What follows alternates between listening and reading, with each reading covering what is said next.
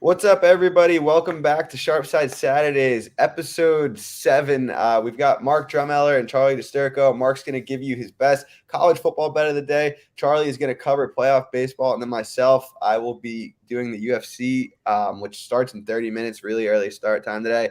Should have done this segment a little earlier. I mean, why would I do that? This is literally perfect timing right before the card starts. The show, for those of you who are new, only takes about 5-10 minutes. Each of us are going to give our best bet for the day. And yeah, so without further ado, Mark, there's a big college football slate today. You have a pick that you're really fond of. So what is that? Yeah, college football has been absolutely chaos lately, so I'm excited for this week's card. We're going to zero in on number 317, Kansas State plus 3.5. There are some threes on the board. If you get three, that's okay. Don't pay too much for the 3.5. You go up to 120. After that, relax. But really like Kansas State in this spot. Two things, right? TCU undefeated, coming off a very tough double overtime game. They won 43-40 last week against Oklahoma State. And now they have to get back up against Kansas State, who's coming off a bye, right? The other thing is the weather, right? TCU likes to spread you out, open it up, throw the ball downfield. We're looking at like 18 to 20 mile per hour winds in this game, right? Not real conducive to throwing the ball down the field, getting deep explosive plays like the Sonny Dykes air raid offense wants to do. And on the other side of the ball, you have Kansas State. They're the opposite. They want to run top 30 nationally in rushing the football. Adrian Martinez, Deuce Vaughn, those guys are, had a week of rest, healthy, ready to go. And plus their secondary, very good against the pass. They're very good at limiting explosive plays, the things that TCU does well. So I think Kansas State here is live as an underdog. Like I said, if you can only get the three, take the three.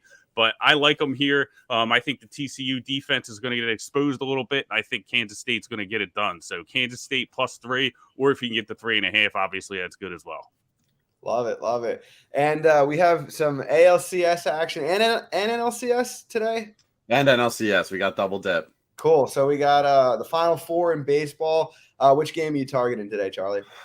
I'm going against your New York Yankees. Sadly, Andrew, I know you don't love it, but I love the matchup here with Christian Javier against Garrett Cole. Javier, one of the best underrated pitchers in baseball. If you want to get invested next year, look at him to win the Cy Young, because this guy is as legit as it comes. A 33% strikeout rate, ranks top 2% of all pitchers in expected batting average rate at 168. Top 5 in slugging. His expected indicators in that low to mid 2 range. So he's just one of the best pitchers in baseball, slept on because he's in that middle of the pack rotation that is dominant out in Houston. And in his 12 innings against New York this year, a 0.75 ERA and a 0.53 batting average against. So the Yankees, and there's 12 innings against them, could not get to him at all. I just don't see them being able to take advantage of his weak points, which is walk rate and barrel rate. We've seen the Yankees, they strike out so much, 37% of the time this postseason. And on the opposite, Garrett Cole, as good as he's been in the postseason, as good as he's been this year with that low to 3 mid indicator as far as ERA goes, his barrel rate is near double digits, and he's in the bottom 30% of all pitchers in hard hit rate. So this Houston lineup likes to mash. This Houston lineup is as deadly as it comes. Yordan Alvarez is live for an extra base hit. This is just the perfect matchup, in my opinion. And at plus 130, getting the underdog here in a game they shouldn't really be underdogs in, it's just because they're up 2-0 and they're in New York for the first time. I love grabbing the Astros here. The Yankees, a 169 batting average this postseason. And the Houston has the bullpen edge. So it's just like every sign hitting Houston.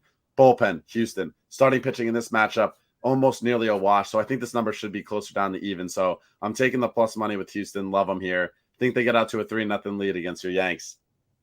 Yeah, we've been friends for a really long time, so I'll let that one slide. On to UFC, obviously early start time. We got 10:30 Eastern for the prelims, 2 o'clock for the main card. One of the best cards of the year on paper. I'm going to go through the main event. If you've heard me talk all week, you know what I like there. I'm all over Islam Makhachev. I think there's still some really playable prices out there. BetMGM minus 175, FanDuel minus 176.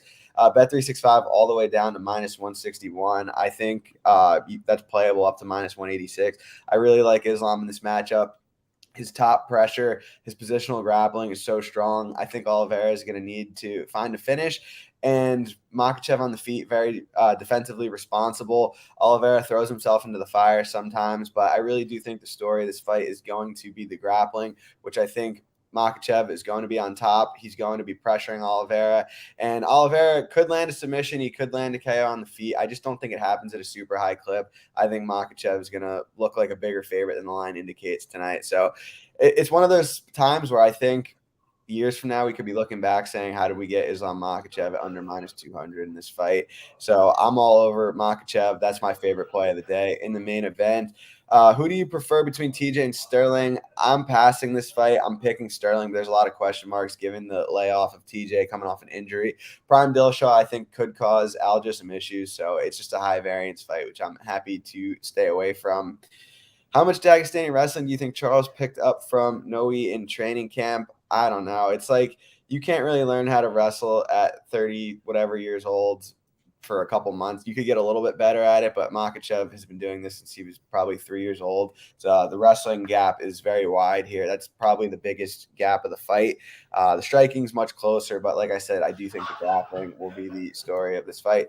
Yeah, that's a solid play. Let me see. Play Charles under 1.5 takedowns, pretty big. I'd love to know where that line is. I don't think he's going to take down Makhachev at all. Maybe once at the most. So yeah, I think that's solid.